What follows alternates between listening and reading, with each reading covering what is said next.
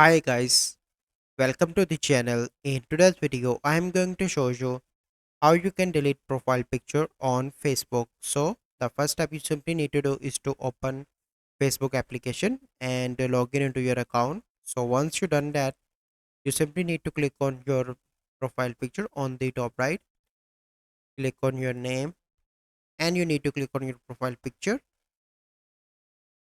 click on see profile picture and click on three dots on the top right, and here you can see different options. So you simply need to click on delete photo, and here you can see remove from Facebook and Instagram, and if you want to remove from both, click on the this delete button. So once you click on that, your profile picture will be removed. So this is a process. I hope you find this video helpful.